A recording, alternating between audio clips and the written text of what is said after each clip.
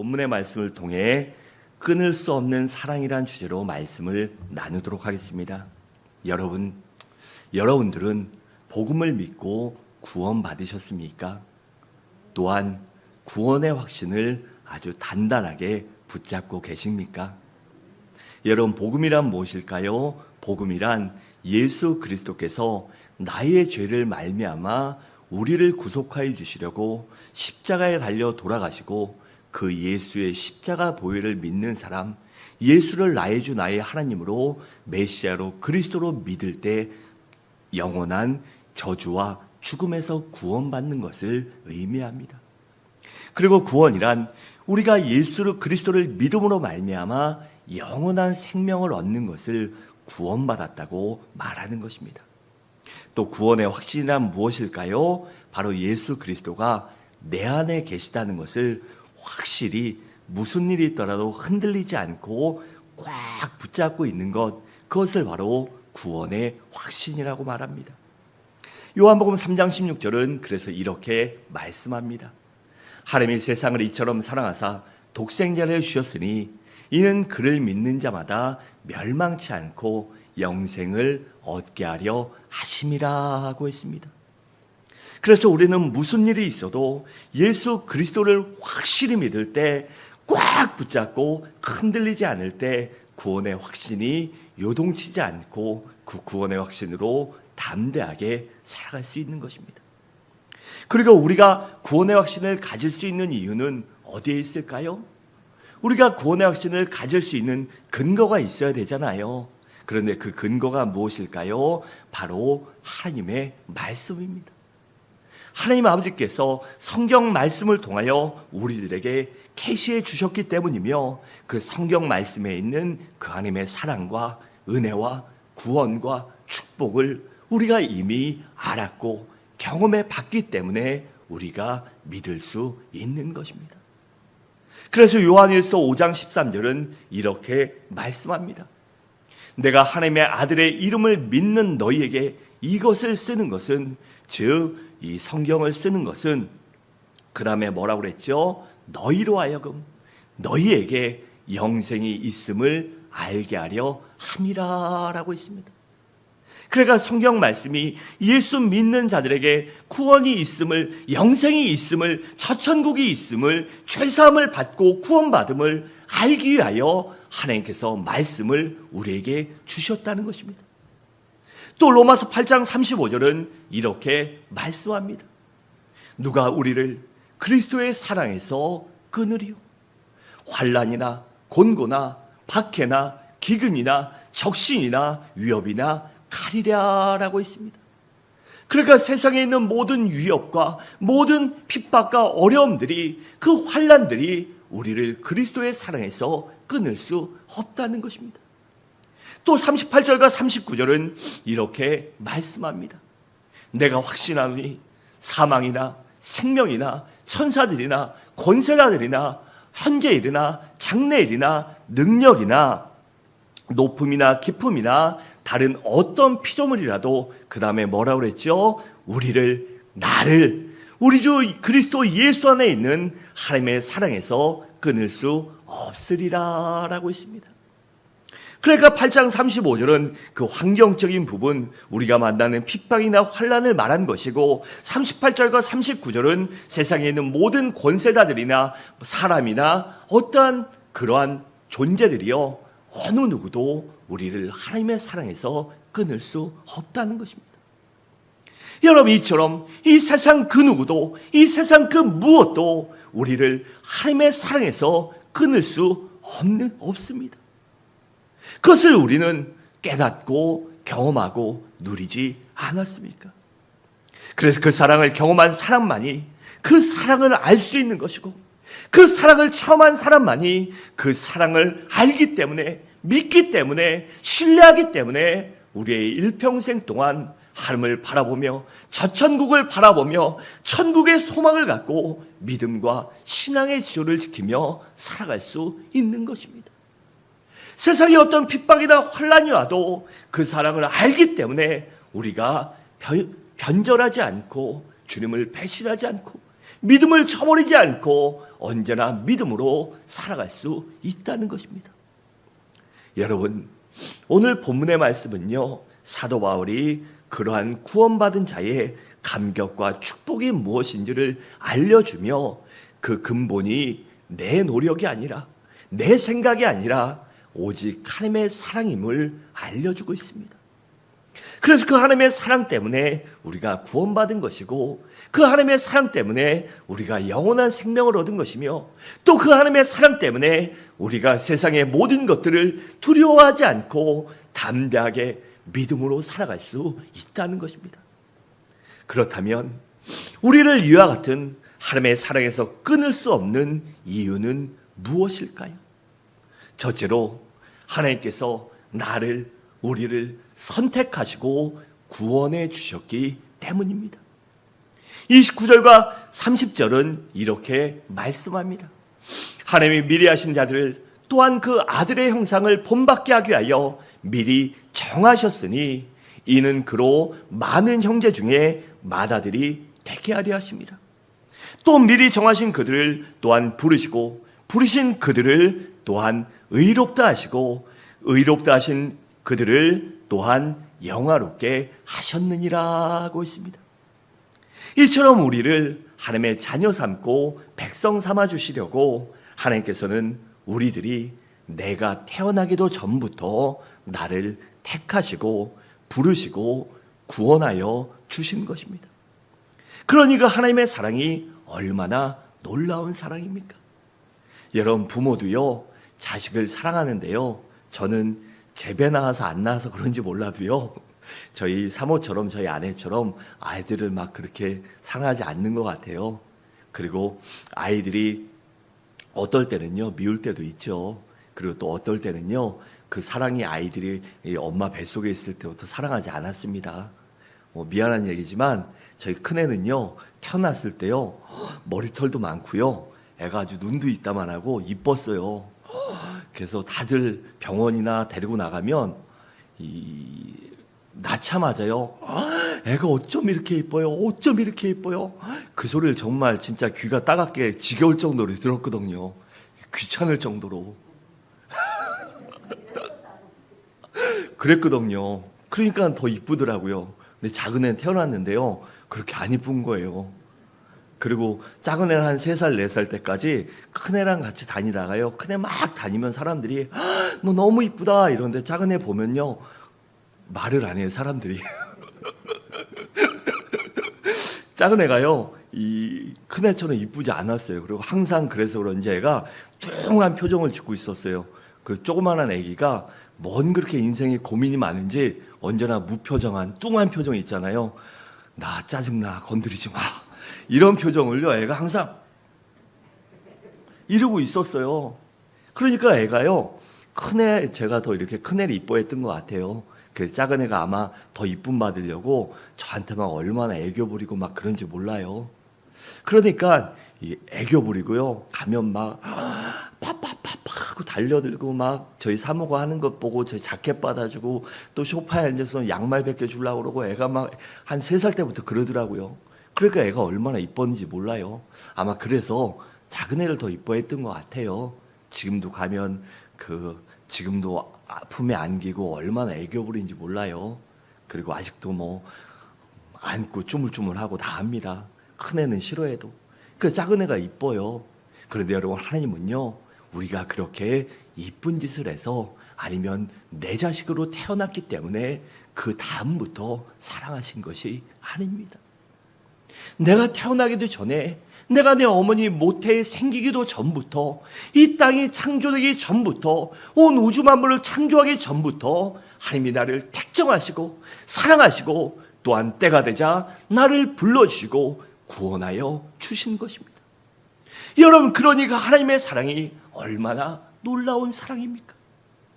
여러분, 우리들은요, 원래 죄 때문에요, 이 원죄를 갖고 있기 때문에 죄 때문에 죽고 지옥 형벌을 받을 수 없는 모두가 죄인이었습니다. 하지만 하나님께서 우리들을, 나를 사랑하셔서 택정하여 주시고 구원하여 주신 것입니다. 에베소 1장 4절과 5절은 이렇게 말씀합니다. 곧 창세전에 그리스도 안에서 우리를 택하사 우리로 사랑 안에서 그 앞에 거룩하고 흠이 없게 하시려고 그 기쁘신 뜻대로 우리를 예정하사 예수 그리스도의 말미암아 그의 아들들이 되게 하셨느니라고 했습니다. 이처럼 하나님은 내가 태어나기도 전부터, 내가 하나님 앞에 어떠한 아무것도 하기 전부터 우리를 사랑하시고 우리를 구원하여 주신 것입니다. 여러분, 사도 바울이 얼마나 위대한 믿음의 사도입니까? 그런데 그가 다메섹 도상에서 구원받았습니다. 예수를 만남으로 예수를 핍박하던 사람, 예수 믿는 사람을 아주 끔찍하게 핍박하던 사람이었죠. 그런데 그가 다메섹 도상에서 내가 핍박하는 예수라라는 그 예수를 만나고 구원받게 됩니다. 그런데 사도 바울이 신앙생활을 하면서 예수를 믿고 살다 보니까요, 무엇을 깨달은지 아십니까? 그것은 바로 자신이 태어나기도 전부터 하나님이 자신을 택하시고 구원하여 주셨다는 것입니다. 그래서 갈라디아서 1장 15절에서 이렇게 고백합니다. 그러나 내 어머니의 태로부터 나를 택정하시고 그의 은혜로 나를 부르신 이가라고 했습니다. 여러분, 이처럼 전능하신 하나님께서 우리들을 사도 바울처럼 나를 믿음의 선진들처럼 택정하시고 때가 되다 불러주시고 구원하여 주시고 하나님의 백성으로 자녀로 삼아주시고 영원한 생명을 허락하여 주시니 일방적으로 택하여 주셨으니 그 사랑이 얼마나 감사합니까? 또한 그 하나님이 우리를 택하셨으니 누가 우리를 그 하나님의 사랑에서 끊을 수 있겠습니까? 그러니 우리가 이보다 더 행복한 일이 어디 있겠습니까? 둘째로, 우리를 하나님의 사랑에서 끊을 수 없는 두 번째 이유는 하나님께서 내 편이 되어주시기 때문입니다. 그런데 어떻게 해요? 무조건 내 편이 되어주시기 때문입니다. 31절에 이렇게 말합니다. 그런즉 이 일에 대하여 우리가 무슨 말을 하리요? 만일 하나님이 우리를 위하시면 누가 우리를 대적하리요? 라고 했습니다. 여기서 우리를 위하시면이란 말은요, 우리와 함께 하시고 내 편이 되어주시면이라는 것입니다. 그러니까 하나님께서 무조건 내 편이 되어서 나와 함께 하시고 나를 도와주시고 지켜주시고 인도해 주신다는 말입니다. 그래서 어떻게 보면 이 하나님의 사랑은요, 무조건적인 막무가내의 사랑입니다. 내가 없으면 못 살 것 같이 나를 사랑하는 아주 끔찍한 좋은 사랑입니다. 여러분, 한번 생각해 보세요. 이 땅의 창조주가 되시고 만왕의 왕이신 하나님께서 무조건 내 편이 되어주셔서 나와 함께 하시는데 누가 감히 우리를 정죄하고 무너뜨릴 수 있겠습니까? 그래서 33절과 34절은 이렇게 말씀합니다. 누가 능히 하나님께서 택하신 자들을 고발하리요? 의롭다 하신 이는 하나님이시니 누가 정죄하리요? 죽으실 뿐 아니라 다시 살아나신 이는 그리스도 예수시니 그는 하나님 우편에 계신 자요 우리를 위하여 간구하시는 자신이라 라고 했습니다. 여러분, 야고비를 한번 생각해 보세요. 그는요, 축복받기 위해서, 잘되기 위해서, 성공하기 위해서 아버지와 형을 속이는 이 못된 죄를 저질렀습니다. 그래서 어떻게 되죠? 집에서 쫓겨나고 도망가서요, 형한테 보복당하지 않고 아버지한테 어떻게 되지 않기 위해서요, 집에서 멀리 도망갑니다. 그러니까 그가 잘못했을 때 그 가족도 그를 버리고 포기한 것입니다. 그런데 그때 하나님은 어떻게 하셨죠? 그 부모들처럼 아니면 형제들처럼 그를 포기하고 버리셨나요? 아닙니다. 우리 하나님은 여전히 야곱과 함께 하셨습니다. 그래서 광야에서 야곱이 외로이 노숙할 때 하나님이 야곱을 찾아오셔서 위로해 주시고 격려해 주신 것입니다. 우리 창세기 28장 15절을 함께 읽겠습니다. 시작. 내가 너와 함께 있어 내가 어디로 가든지 너를 지키며 너를 이끌어 이 땅으로 돌아오게 하리라. 내가 허락한 한 것을 다 이루기까지 너를 떠나지 아니하리라 하신지라. 아멘. 여러분, 이처럼 하나님께서 무조건 내 편이 되어 주셨어요. 모두가 내게 등을 돌릴지라도 하나님만은 내 편이 되시고 나와 함께 하시고 나를 위로해 주시고 격려해 주시니 우리가 어찌 행복하지 않겠습니까? 우리가 그 사랑을 믿는다면 무슨 일을 만나더라도 이 사랑 안에서 기뻐할 줄 알아야 되고 감사할 줄 알아야 되고 또한 담대하게 살아가야 하는 것입니다. 셋째로, 우리를 하나님의 사랑에서 끊을 수 없는 세 번째 이유는 예수 그리스도께서 목숨을 지불하시고 우리들을 구속하여 주셨기 때문입니다. 32절은 이렇게 말합니다. 자기 아들을 아끼지 아니하시고 우리 모든 사람을 위하여 내주시니가 어찌 그 아들과 함께 모든 것을 우리에게 주시지 아니하겠느냐라고 했습니다. 여러분, 하나님께서는 우리를 구원해 주시려고 독생자 예수 그리스도를 이 땅에 보내주셨습니다. 그리고 그뿐만이 아니라 그 예수를 왜 보내주셨죠? 바로 예수의 죽음과 예수의 피로 인하여 그 십자가의 죽으심으로 말미암아 멸시와 천대와 고난을 받음으로 인하여 우리의 질고와 아픔과 죄악을 사하여 주시기 위하여 이 땅에 보내신 것입니다. 그러니 이보다 더 큰 사랑이 어디 있겠습니까? 여러분, 부모님들에겐 죄송한 말씀이지만요, 자녀들이요, 저만 그렇다고 웃지 마세요. 아마 마찬가지일 겁니다. 자식을 위해서라면요, 간이고 쓸개도 빼주겠죠. 근데 목숨까지 준다? 이건 쉽지 않을 것 같아요. 그런데 부모를 위해서는요, 만약에 내 부모가 간이 안 좋아서 아니면 신장이 안 좋아서 맞는 사람이 우리 재원이 재영이밖에 없다, 이러면 그거를 흔쾌히 허락할 부모가 많지 않을 거예요. 아마 할아버지 할머니들도 이 조부 조모들도요 받지 않을 거예요.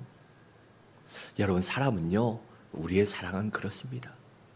진짜 사랑한다고 하고 아낀다고 하지만요, 목숨까지 바치는 것은, 그리고 하나밖에 없는 그 독생자 외아들을 죽인다는 것은요, 그리고 그것이 그냥 수술대 위에서 아니면 곱게 죽는 게 아니라 멸시와 천대 속에 비참한 죽음을 당하게 한다는 것은 우리의 생각으로는 도저히 이해할 수 없는 일입니다.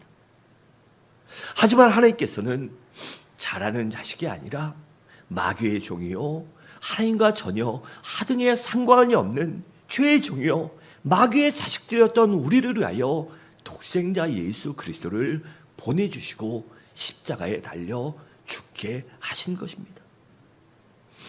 그래서 우리가 그 사랑이 끊을 수 없는 것입니다. 로마서 5장 8절은 이렇게 말씀합니다. 우리가 아직 죄인 되었을 때 그리스도께서 우리를 위하여 죽으심으로 하나님께서 우리에 대한 자기의 사랑을 확증하셨느니라 라고 했습니다.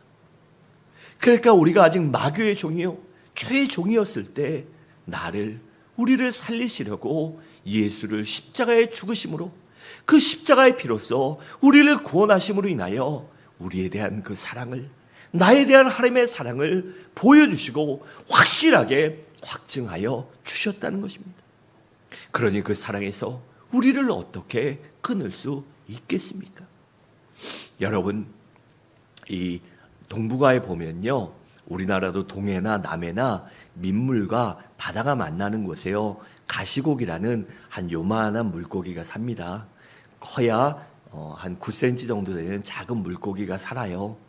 그런데 이 고기는요, 부성애가 아주 강하다고 합니다. 산란기가 되면 한 1년생 물고기고 길어야 2년 정도 사는데, 그 1년생 물고기가 산란기가 되면요, 수컷은 열심히 집을 짓는다고 합니다. 그리고 집을 다 지어놓으면요, 암컷이 거기서 알을 낳고 수정이 되면 암컷은 떠나버려요.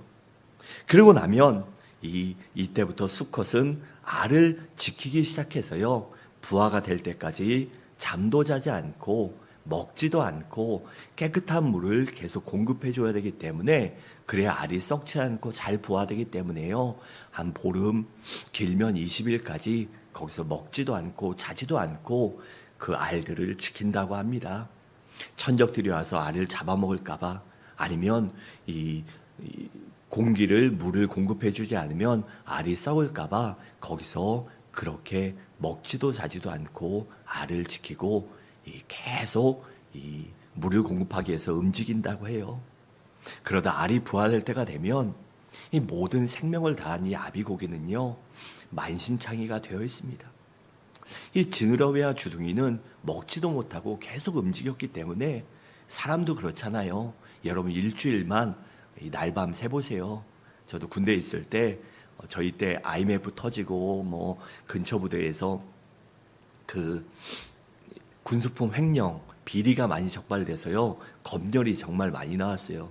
제가 길 때는 한 2주, 한 20일 넘게까지요 잠을 못 잔 적이 있어요.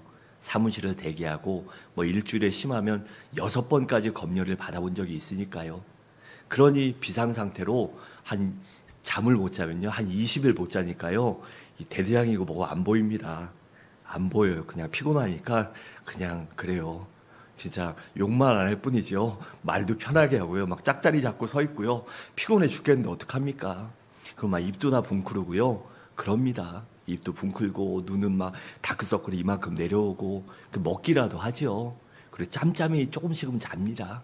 그런데요, 한 열흘 20일 아무것도 먹지 못하고 아무것도 자지 못하고 계속 움직이면서 일을 하면요, 사람도 죽습니다. 이 작은 가시고기는 그렇게 사력을 다했기 때문에 모든 주둥이와 이 지느러미 모든 것들이 다 엉망이 되어버려요. 그리고 화려했던 물고기 색도 검게 변해버립니다. 이제 아무런 힘도 남아있지 않은 아비 가시고기는 그래도 그 자리를 떠나지 못하고 자식들 옆에서 죽게 됩니다. 그러면 아비는 죽어 있는데 그때 알에서 부화한 새끼들이요, 뭘 먹이를 먹을 수 있겠습니까? 어미라도 있으면 옆에서 지켜주는데 아무도 보호해주는 사람이 없으니까 아무것도 모르는 이 가시고기 새끼들은 아비의 살점을 뜯어먹고 살아가기 시작합니다. 그렇게 몇 날 며칠이 지나고 기력을 찾은 새끼들이 다시 바다로 나가 살게 된다고 합니다. 여러분, 그러니까 이 가시고기는요, 아직 먹이 사냥도 안 되고 살아갈 수 없는, 죽을 수밖에 없는, 그냥 내버려두면 죽을 수밖에 없는 그 자식들을 위해서 자기의 모든 것을 기꺼이 희생한 것입니다. 여러분, 이 가시고기의 모습이 바로 예수 그리스도의 모습입니다. 예수님께서는 우리를 나를 살리시려고 자신의 목숨뿐 아니라 살과 피까지 다 내어주셨습니다. 가시고기 새끼들이 아비의 살을 먹듯이 나를 위해, 우리를 위해 십자가에서 살이 찢기시고 피를 흘리신 예수 그리스도를 믿기만 하면 우리들도 영원히 살 수 있습니다.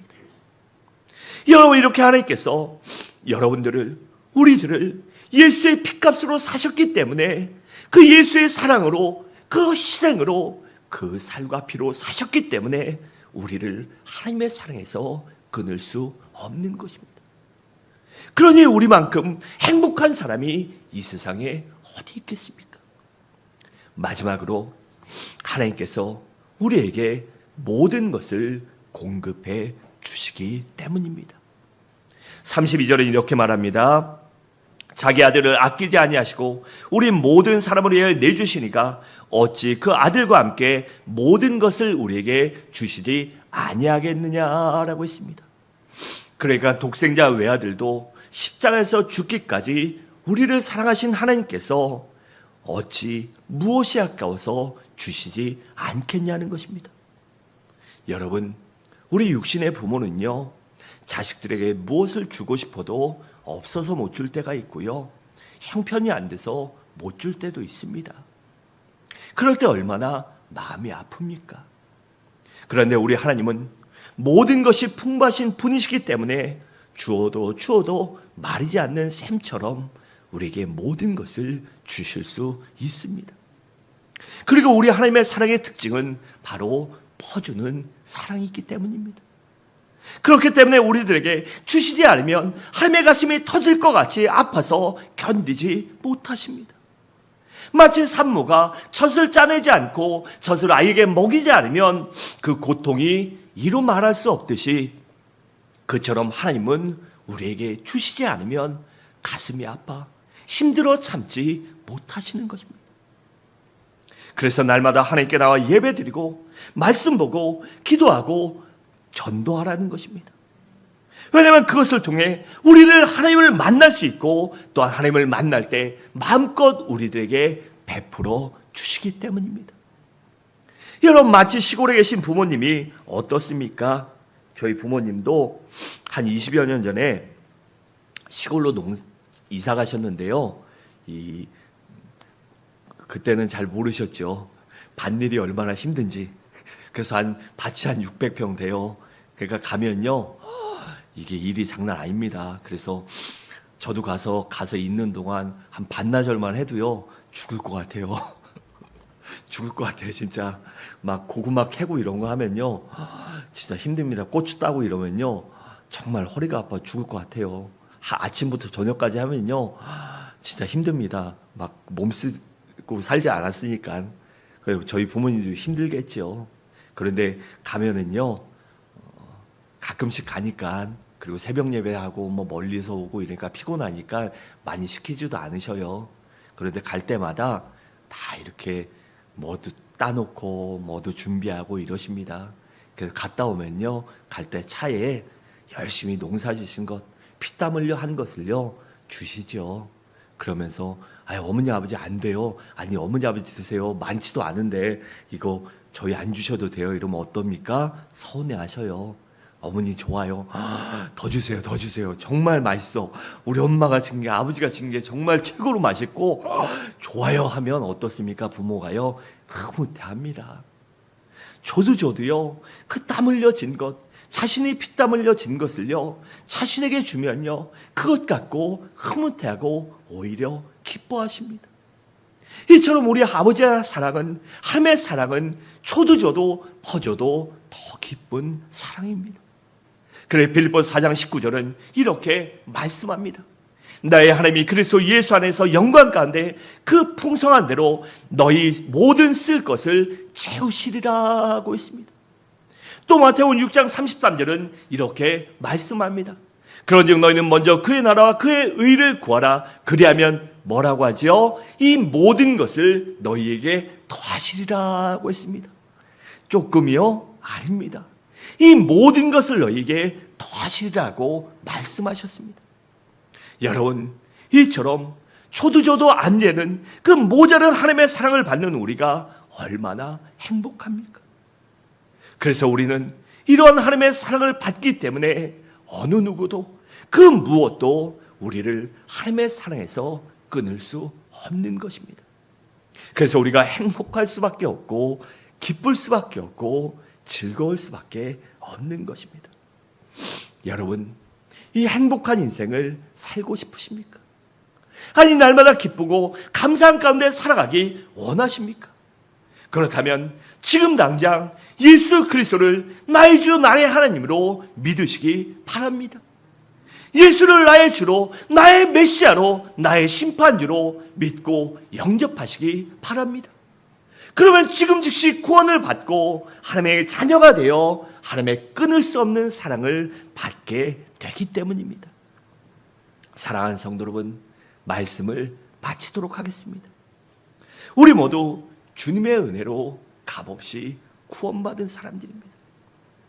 그렇게 시기심이 아닌 사랑의 마음으로 나의 위치를 기억하며 교만을 버리고 겸손한 마음으로 나를 사랑하신 그 하나님의 사랑, 저도 모자란 그 하나님의 사랑, 세상 그 무엇도 어떤 사람도 어떤 환경도 끊을 수 없는 그 사랑을 끝까지 믿으시기 바랍니다.